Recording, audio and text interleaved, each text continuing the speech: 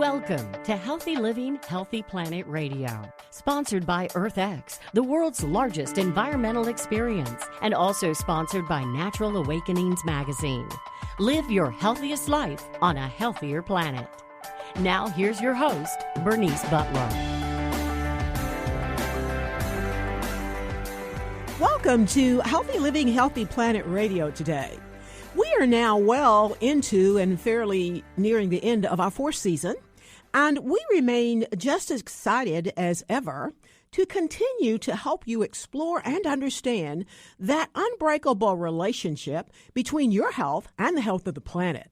Here we look at the hottest topics related to our environment and its sustainability and how they affect your health and wellness. Here, issues like climate change, plastic pollution, extreme weather events, and others will meet up with everyday impacts like allergies and asthma, digestive issues and gut health, cancers, lung and heart issues, and more. So listen in today as we interview experts for today's show in our May series on cities, built environment, infrastructure, and nature.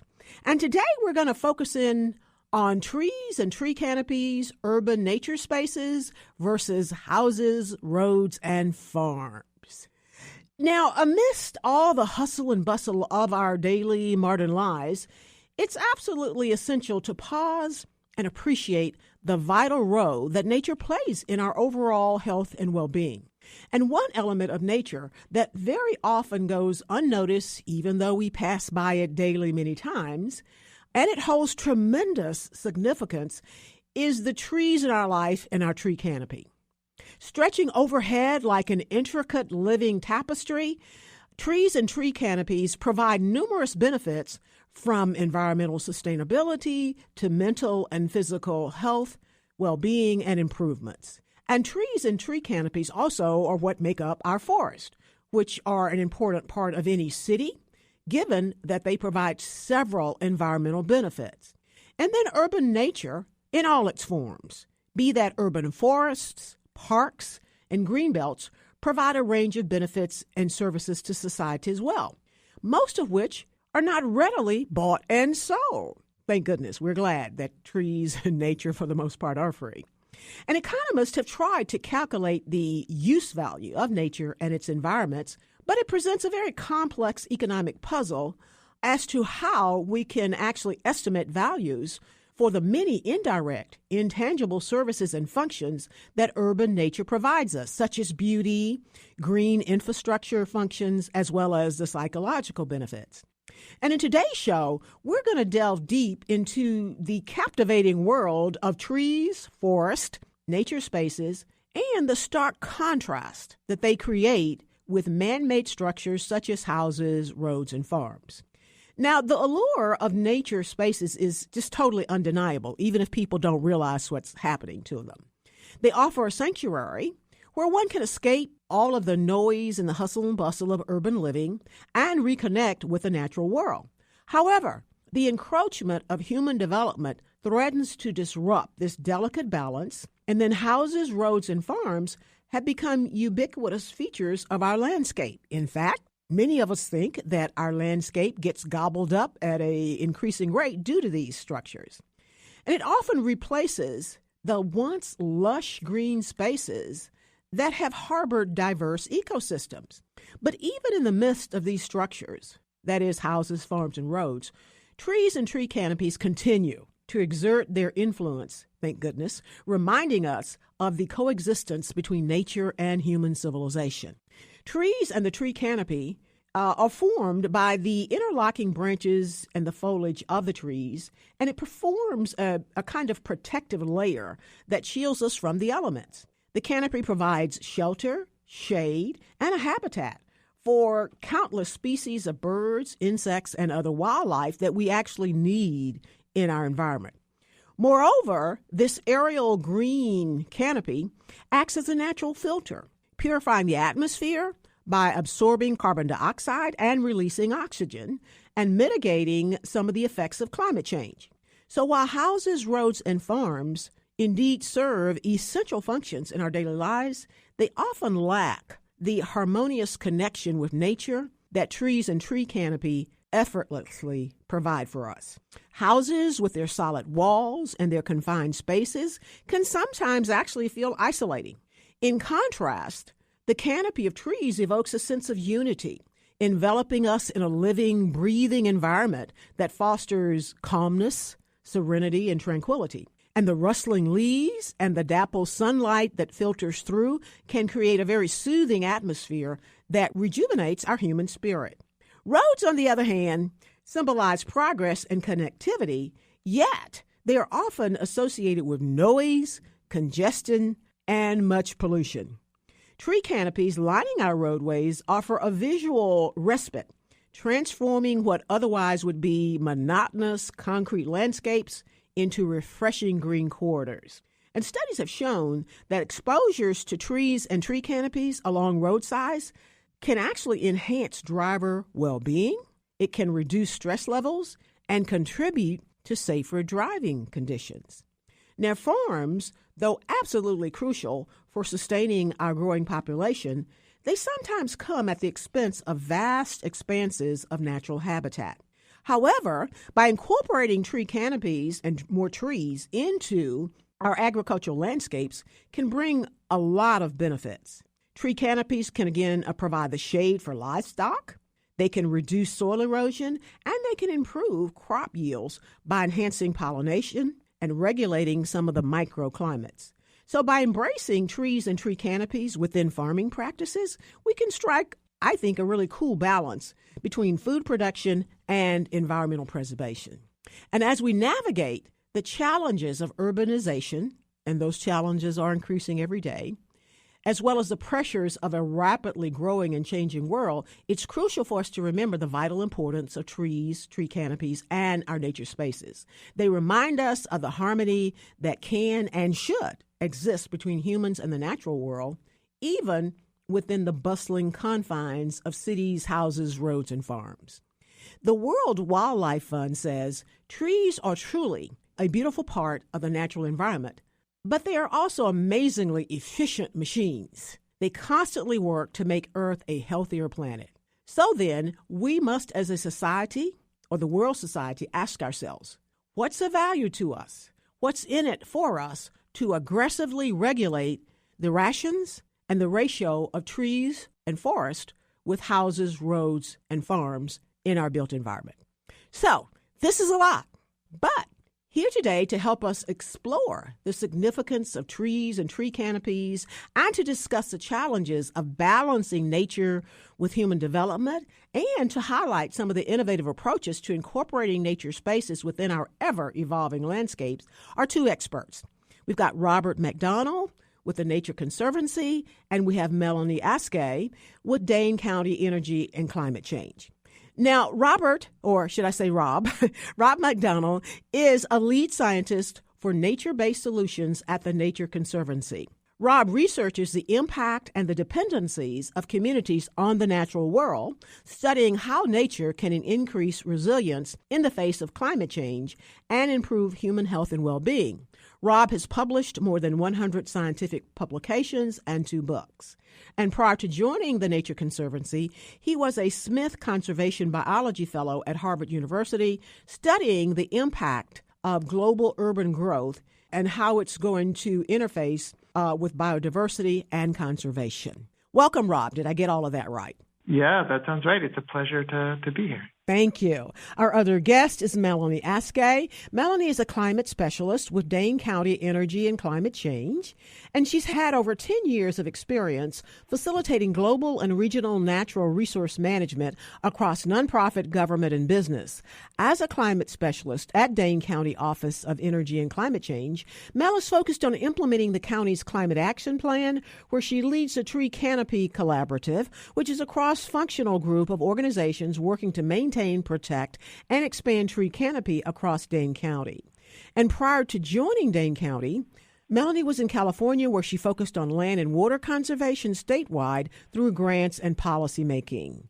Welcome, Melanie. And did I get all of that right? You got it. Thanks so much for having me. And again, thank both of you all for clearing your schedules to be with us today. We've only got about a minute to go before we go to break. So I want to start this out with Rob, understanding we may have to stop you and then connect on the other side. But Rob, can you tell everybody again exactly what tree canopies are, what they do for them, and why they are important to people in their everyday lives?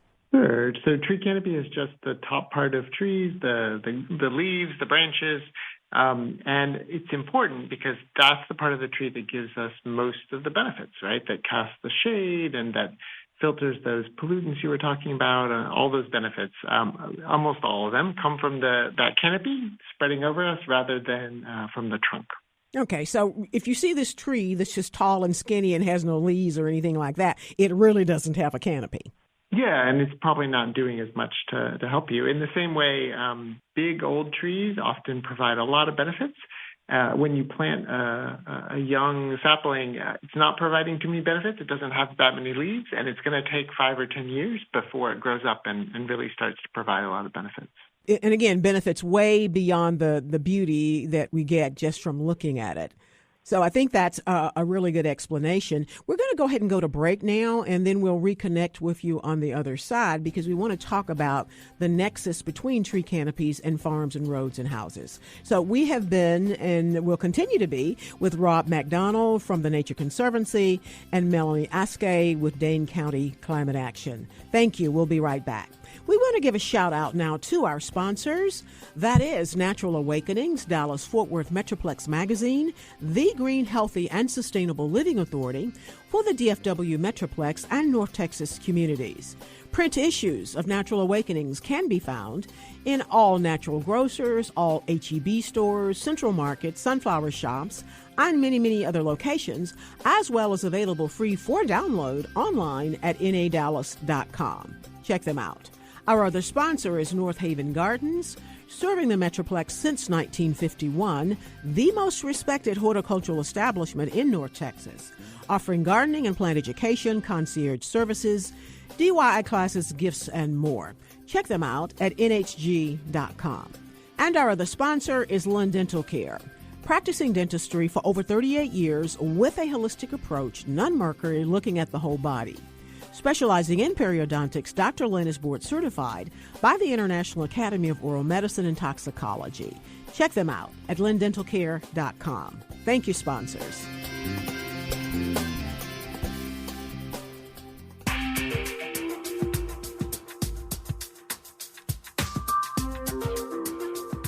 Welcome back to Healthy Living, Healthy Planet Radio.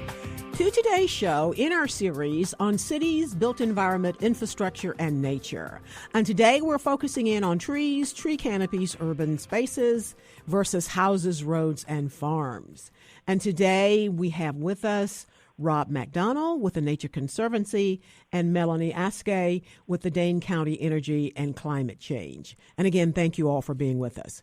Now, Rod, before the break, you were kind of explaining to us again what tree canopies are, what they do.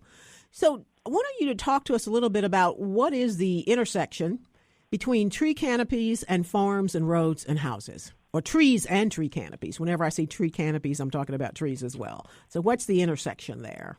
Yeah, so trees in wetter parts of the U.S. are kind of the natural land cover. So in wetter parts of the U.S., if you stop mowing a piece of lawn or, it's going to go back to forest. And because of that, there are many, many trees in the eastern U.S. now. And cities, in some ways, as our cities expand and we build more houses and roads, sometimes eat into those forests and reduce forest cover, and they also can sometimes reduce farmland cover. And so you get into this space of trying to plan how a city can grow while also maintaining trees and farms. In drier parts of the country, it's a little different. So if you think about a place like Phoenix, trees are always planted by people, and it takes water to grow them and maintain them. So actually they go along with human settlement. So cities, if you fly over a desert in a plane, cities are actually the greenest part of the desert, right? Because we're planting trees to make that environment a little bit more hospitable. As I contemplate on that question and listen to you, it occurs to me, too, that farms, roads, and houses are destroyers of trees and tree canopies. I have to think, though, and I'm going to jump to Melanie here, though, that cities and localities are becoming much more aware of this and looking at and doing some things to mitigate that. So, Melanie, I want to jump to you there, but I also want to expand that and ask you, what is the nexus or the intersection of canopies, trees, tree canopies, and farms, roads, and houses first? And then I want to come back with something else there, too. Sure. So I guess the first thing I'll say is kind of that we're all interconnected here. So trees, they provide shade, flood protection, erosion protection. They're a source of food and habitat. So all the same reasons that we benefit from trees, that wildlife can benefit too. And so when we prioritize trees, we're really looking at the landscape holistically, and where we can prioritize our own well-being, we prioritize the well-being of the natural environment as well. And I know, Melanie, you lead the Tree Canopy Collaborative there. What are you seeing as being I guess the major challenge to maintaining or developing or just having adequate tree canopy? What are you seeing the main challenge, and what kind of things are you guys looking at to mitigate and adapt? Certainly. So there's a lot of challenges that we see, but there's also a lot of solutions too. I guess the first thing I'll say is that one of the biggest challenges is that trees are really inequitably distributed across communities. Underserved and vulnerable populations have by far the lowest amount of tree canopy, and therefore they're receiving the least benefits from them. The resource distribution is really inequitable across communities, and that's the first thing that we look at, is where are underserved and vulnerable populations, and what does their tree canopy look like, and how can we first access more trees for people who need them the most. Past policies have played a big role in this. Things like historic redlining and historic lack of tree canopy have led to current unequal investment. But when you look at what's happening today, we don't properly value trees, and so we're not putting enough money and effort into maintaining what we do have. So that's a big part of the problem. Is it's much easier to maintain an existing tree than it is to plant a new tree and wait 10 years for that canopy to develop. So we really need to think about what kind of financial investment we're putting into trees and what policies are surrounding those to augment and promote their growth across the community. Indeed. And I do hear over and over, and I've been places and I know that there is inequitable distribution of trees, but we have the opposite occurrence here in Dallas, in North Texas. The tree part is a southern sector, which tends to be our low-income and minority sector. It's beautiful trees all over the place. And north, where our development is growing, is barren, and it's merging into the Oklahoma Dust Bowl, and in fact looks like that, even though it's not Oklahoma Dust Bowl. So that's, I don't know how, but that's a quirk of nature, because I do know that, the inequity of trees is in low-income communities. But again, we've got the opposite. And I guess it's just how development occurred. And I imagine that perhaps some other places see the same thing. Probably one of the places that we've seen it here in North Texas, and again, I'm sure this varies from community to community, though, too, is, again, around our large major highways, and especially when you have a lot of highways. In fact, we just had this great big plan done by a local tree organization to green up around our highway infrastructure. So I know it's challenging. And I know, Rod, you just said something about finding more trees in the eastern part of the United States? Yeah, well, it's maybe a basic kind of point about the climate in the U.S., but in some place like Atlanta, there is just a lot more trees than in some place like Phoenix, and that has to do with the climate. But you're right, a lot of things, Bernice, go into how much tree cover is in a different neighborhood. But to give you some statistics to what Melanie was just saying, in about 92% of U.S. cities, low-income neighborhoods have less tree cover than high-income neighborhoods. They have about 15% less tree canopy, and it's about 3 or 4 degrees Fahrenheit hotter on a typical summer day. On average, you can find hotter or colder, neighborhoods, but just to give you a sense, it is a very widespread trend in the U.S., both because of the redlining issue that Melanie talked about, but also because in the U.S., poorer households tend to be in the city center. They tend to be in apartments or denser neighborhoods, and richer households tend to be out in the suburbs. And so they have a yard, they have a little more space, so there's a little more tree cover generally. To take that a little further, though, I think we're saying, or I hear you saying, that in addition to low income and minority people having less trees, but that the real issue may be location, where they're located. Basically, you're saying inner city has fewer trees, and that's where those vulnerable classes tend to live. That's the trend overall in the Mm-hmm. U.S. You can think of exceptions, right? I mean, Right. some of the richest families in New York City live in Manhattan, and Mm-hmm. it's very dense. And conversely, people out in Staten Island are kind of more the working class Mm-hmm. families. But on average in the U.S., people of lower income tend to live in those denser neighborhoods because it's cheaper, and they're often in renter-occupied units as well. And so one of the things that has been shown is that people, when they own their own house, tend to plant trees more around it and really want that vegetation. People who are renting tend to have less of that because their landlords don't want to spend the money to plant those trees. But you both have said something there, too, and what you just said, when people become homeowners, they plant their own trees. And that tells me people realize the benefit, or at least some of the benefits, of trees. How do we get them to protect them more en masse, other than just thinking about the tree in my yard? Well, in some ways, I want to hear Melanie answer that because she's on the ground doing this in Dane County. How do y'all get them to? Take the first stab at that, because I have the 30,000-foot level, but then the battle is fought in particular communities. I really think this is a multi-pronged approach to have people understand what the value is of trees and what they bring to the table. I think foremost, you have to think about what does it mean to people to have trees and make sure that they understand the value. So this is a community engagement question to understand, that they know the value that trees bring. And certainly we know that trees bring a lot of financial value to a community. Each tree can be worth up to $1,000 to $10,000, like a mature tree. They also have really tangible energy saving costs, because trees around buildings can reduce your air conditioning needs by 30%. And then that's not even to say the property value, because having trees in your yard, that can increase your property value up to 15%. And so there's just a lot of tangible financial benefits that they provide, in addition to enhancing the community's aesthetic. When you look at surveys of what people value, people like trees. They're almost universally liked. And so people like having trees around. And I think that it's sort of a win-win situation when you communicate the value to them and the economic return that they provide.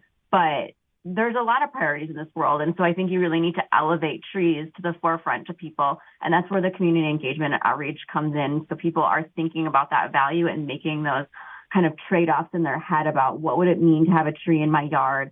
What would it mean to advocate for trees in my community? Because the people are doing a lot of different things. And certainly there's a lot of need in the community to advocate for different things. But that's where I would put my efforts, is making people understand the tree value that can be provided to them. Indeed. Thank you so much, Melanie. We're going to go to break here, but when we come back, I want to come back to Melanie because you mentioned something I want to delve into, and that's the economic value. We'll be right back on the other side with Melanie Askey with Dane County Climate Action Plan and with Rob McDonald with the Nature Conservancy. Thank you all.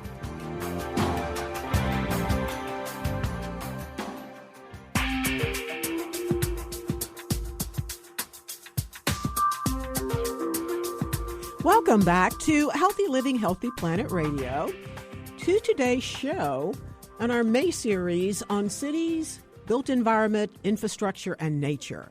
And today we are focusing in on trees and tree canopies, urban spaces versus houses, roads, and farms. And we are back with Melanie Askey with Dane County Climate Action Plan and Rob McDonald with the Nature Conservancy. So again, thank you all for being with us. Now, Melanie, before the break, you had mentioned the economics. I want to delve in that a little bit more. What kind of statistics are out there about the cost of having adequate or not having adequate trees and tree canopies? And what kind of metrics are used? Well, we know they're significant. We know that trees tangibly increase the economic value of a neighborhood, an individual house, and more. We know that people, for example, shop more in areas that with trees, and they spend up to 12% more. Kansas City actually did a study, and they were looking at the value of the street trees, and they found that each street tree provided an estimated $123 per year per tree, for a total of over $50 million in benefit to street trees. So we know that the economics pan out.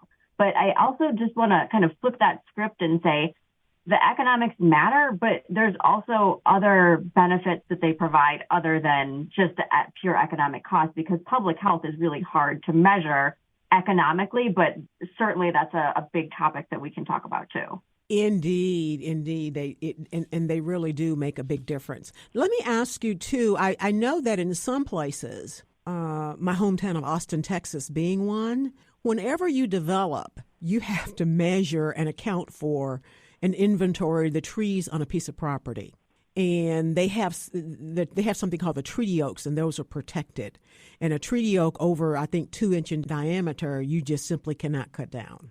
And even when you are cutting down other trees, which you kind of have to build on the property, then you're required to replace them. So what kind of, I guess, local policy or public policy are you seeing out there that respects and tries to mitigate the impact of houses, roads, and farms on our trees? Melanie, I'll start with you there.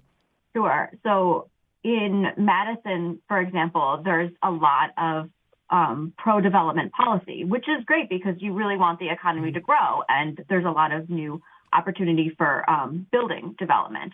But what you see with that is you need to marry that pro-economic value with the policies that provide value for trees as well.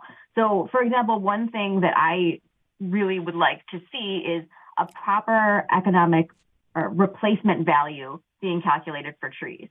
So when you're thinking about, okay, well, a building development is proposing cutting down 3 trees in order to build this building, what is the actual replacement value of this oak tree? It's not the fact that a new sapling costs $150 to plant. That's a 100-year-old mature oak tree. What is the real value of that to society, the community, et cetera? So when you're thinking about how to value trees, I think those policies really need to account for the true value that a tree provides instead of just like, what would a new sapling physically cost to plant in the ground? Indeed. And like I said, that to me, that says a lot about a locality, what their values are. When you look at their development code or their development policy to see how they're protecting the trees. Rob, what are you seeing on that front? I know you work at that global level, but are you seeing in terms of public policy with mitigating and perhaps adapting too for our trees, tree canopies in urban spaces? What are you seeing that's being done? Yeah, there's a lot of innovative public policy measures being taken in cities, especially. You mentioned tree protection ordinances, which have been around a while, but there's also attempts to incorporate sort of green area fraction requirement, or basically that you need a certain fraction of a parcel to be green, and that can include the roof or green facades, kind of the sides of the building. And in some cities like Chicago, I think it's a case that they try to give incentives to developers to develop green roofs. So if you build a green roof, you can build 50% higher for your building, which has real economic value if you're planning to build a building. So there's a lot of unique incentives that way. And part of the reason cities are motivated to keep experimenting is the economic value that Melanie was talking about. My own research is on this kind of quantification of nature's benefits, especially around heat. And so one of the things we found is that forests in U.S. cities prevent about 1,200 deaths a year, about 50,000 doctor's visits a year. And so you can get there by understanding from the epidemiologists how much does a degree Fahrenheit in temperature reduce or increase mortality or morbidity. And then you can look at, well, how much do those things cost society? And so when you add those numbers up, trees are probably saving, $1 to $3 billion a year in cost just in terms of medical bills during heat waves. So it's about $20 to $50 per person every single year. So that's just one benefit. There's lots of other benefits you can think about that trees provide. So it's this public good And that's why governments are trying to think through, well, how do we make sure there's enough of it around for our citizens? And maybe that's why here in Dallas we have a very elaborate and now I think it's fairly well funded tree plan around our hospital district. So that's interesting that those two kind of go together. Maybe it's the health push that's caused that particular area to get the funding and get the plan for tree canopy. And there's some really interesting studies that people in hospitals who have a view out onto nature actually recover faster from surgery. So the hospital sector has been pretty visionary in working with landscape architects to try to have more nature near the operating room or near the recovery rooms. So there's some really interesting hospitals here in Europe where I live now that are sort of circular, and then they have a big courtyard in the middle so that every room has a view out onto nature. I love that. Let me pose this question really to both of you all. We'll hear from Melanie first. It strikes me, we were talking about New York City and the wealthy people in Manhattan who had no trees. But what they do have is that big Central Park. So I want to look a little bit in terms of what's the value or what happens when you have the big forest or park or the big conglomeration of trees and it's very large in one place and the people are living, I guess, around it as opposed to having them spread out. Is there a good or bad or indifferent to that? Let's start with you, Melanie. You're the tree canopy lady. I think there's merits to considering all different aspects. And one of the considerations is really where do you live and what does the community want? Our Tree Canopy Collaborative really aims to have a community grassroots-driven approach to what a community wants in terms of their trees. And so it kind of depends on what the citizens think they need, and that depends on what the use case is.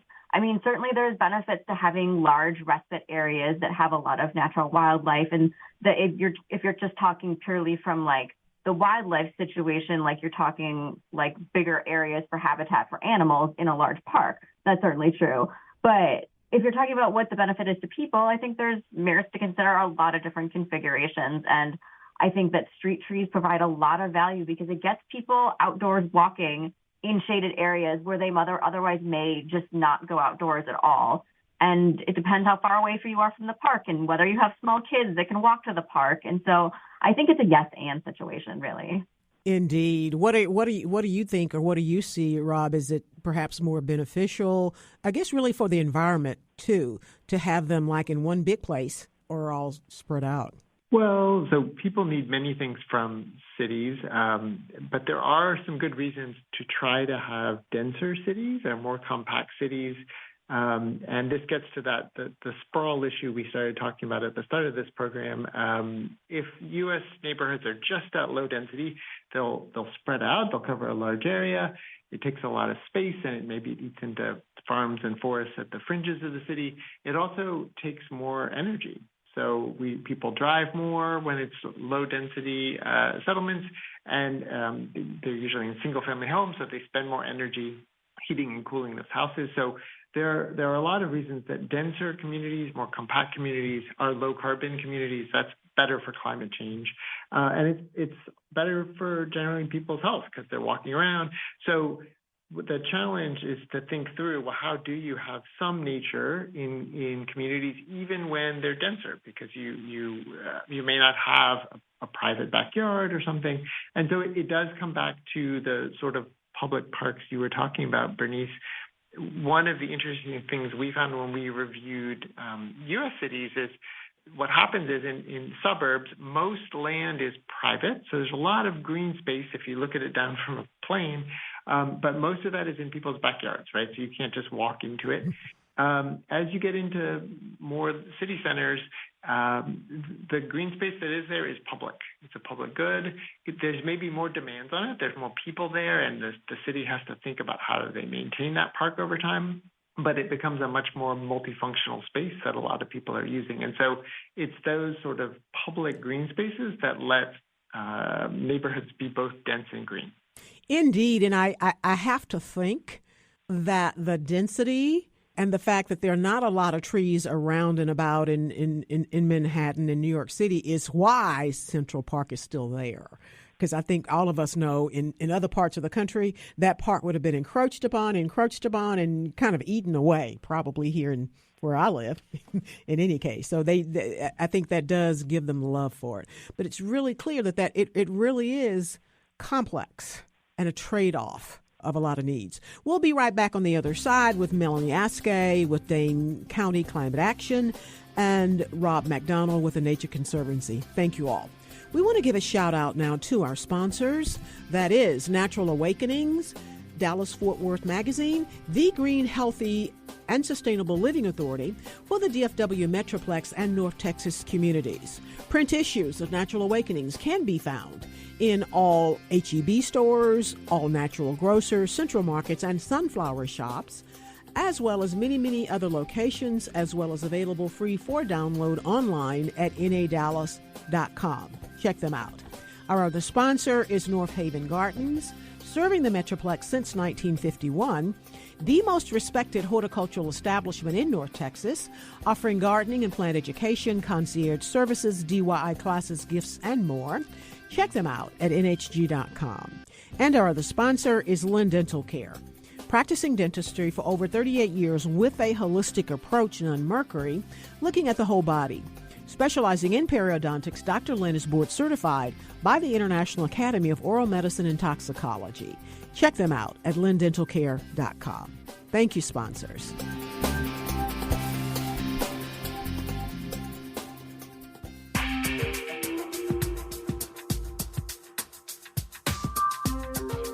Welcome back to Healthy Living, Healthy Planet Radio. To today's show in our series on cities, built environment, infrastructure, and nature. And today we are focusing in on trees, tree canopies, urban spaces versus houses, roads, and farms. And we have clearly seen that it's a delicate balance. That's, I don't want to say tenuous, but it's certainly always changing. But the good news that I'm getting from our experts is that it's a balance that can be achieved in harmony. Really, we have to. So I want to go back. Rod, I've heard you mention the term nature inequality. Is that kind of the same thing, or how is that related to the discussion that Melanie was bringing forth earlier about the inequality of trees in locations in low-income and minority communities? Or is it something totally different? Very similar. I think trees are one type of nature in cities, but there are, and maybe the most important type in many U.S. cities, but not the only kind, right? So you can think about parks and who has access to parks nearby, or who has space to garden in. I used to live in Washington, D.C. There was a great program where there were these neighborhood community gardens, and you could have a little lot and go garden even if you were in an apartment. So all of those different kinds of nature are important and provide different benefits to people. And so you can think about the equality or inequality of each of them. And it's interesting, if you look at the statistics, tree canopy cover is pretty unequal in the U.S.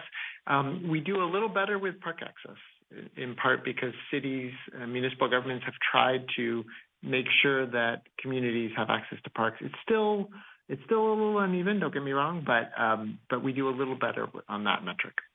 And what about, I guess I want to call them urban forests. I know we have a very large one of 60, I think it's like 6,000 acres or more here in Dallas, called the Great Trinity Forest. And lo and behold, it is in the low-income part of town. But as I said, that just tends to be the green tree area in our locality. But what about urban forest? I have to think there are a number of places that have them. And is there anybody mapping those sort of things and looking out for them or protecting them on a broader or higher policy level? Yeah, the many cities have those remnant patches of forest.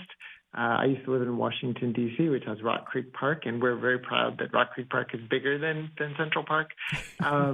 So those spaces are very important for biodiversity and natural, animals and plants.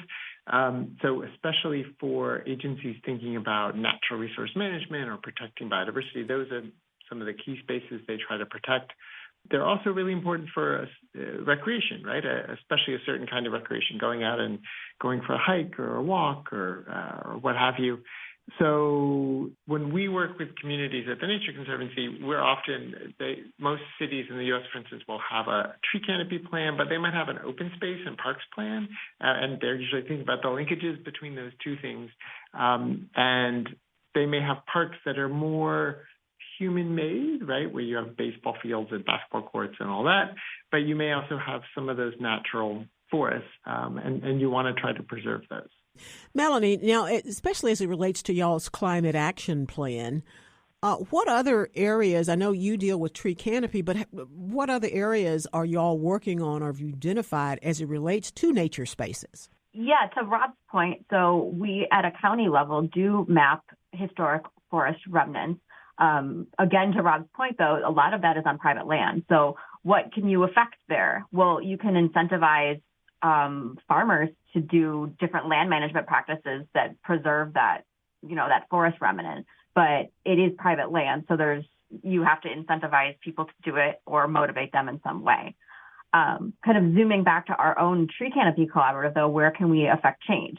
I see a lot of opportunity on both private and public land. So street trees, utility easements, and private homes are all great opportunities to plant more trees. And certainly in our county, there's a lot of opportunity to increase the amount of tree canopy that we have in all of those areas.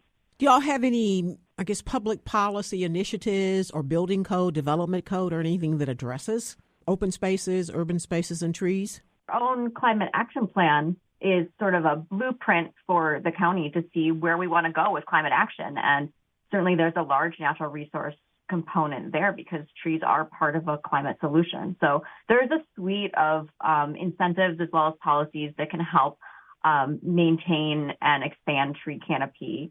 And it really depends on what the city or county wants to advocate for or push forward. So yes, there's a mix of solutions, but it depends on what's right for your own community. Okay. And from where you sit, Melanie, other than us humans and development, what would you see in your area perhaps as being the major threat or challenge to trees and tree canopies and the services that they provide for us humans? Climate change, for sure. We're seeing a lot of expansion of range of disease that we haven't seen before. So insects that were previously not here are coming here. Other kinds of diseases are expanding their ranges. And then threat from warming climate and changing precipitation patterns changes what species are available to grow here, and what had been doing well may now be struggling. So, yes, certainly climate change is a big threat, and a lot of that is lost due to disease. So climate change it's number two behind, maybe number one, but behind the human and the development world. So let me jump to you, Rod, then. So we know that climate, and Melanie is telling us about the things that climate change is doing to trees. What can trees do to mitigate or adapt to climate change? Yeah, both are true, right? Climate change is a big threat to urban forest canopy, but urban forests are in some ways one of the solutions to climate change. I mentioned heat already. Trees play a really important role cooling cities, both with the shade they cast, but also by transpiring water. So just like you feel cooler when you sweat on a hot day and evaporate, trees evaporate water and cool the air a lot that way. But they also play a role in preventing problems with stormwater, like managing water, preventing erosion. So there's a couple of the big risks from climate change that trees play a really important role for. So you see now investments. I'm really excited about investments at the U.S. level now through things like the Inflation Reduction Act, that they're investing a lot in trees as a way to catch carbon and CO2. That's playing out mostly in rural landscapes because it's cheaper to plant trees out there. You can get a ton of carbon captured cheaper. But then they're also investing with an equity lens in trees in communities where we live to try to make them more resilient to climate change. And so prioritizing first those blocks that don't have a lot of trees right now. Now, how is that happening? Are they is the Inflation Reduction Act programming and funding giving funds to localities to plant trees in urban areas or low-income areas? Is that how it's being distributed or what? Yeah, it's a grant program, and I'll confess I don't know all the details, but basically communities apply, and then there's a match, right? So there's some monies from the feds and some local money that can go towards forestry projects. Can I take a stab at that too? Certainly. Go ahead, Melanie. Mm-hmm. Sure. So the federal government has kind of two pathways right now that I know of to distribute these funds. One is what Rob is saying with competitive grant process. The other is distribution to individual states, and then states can filter that money down through either partnership or also additional competitive grant dollars. So there's opportunity at the federal level, and then there's also opportunity at the more local level to look at, in partnership with Department of Natural Resources or other local entities, what natural management solutions are already in play and complement those existing policies and practices. Indeed, and I have to think that with a living, breathing climate action plan that's in execution, that you guys would be tapped into that because you already really know where your trees are needed and everything. Indeed. Absolutely, and funding is one of the largest constraints. Indeed. Rod, and we only have like about 2 minutes to go.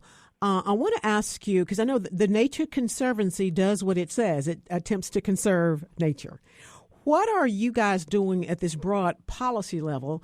I have to think that you've done some mapping, maybe nationally, globally, or whatever, about where trees are needed and the big places where they aren't and what it's doing. I believe also, do you all have like land trust where you attempt to conserve?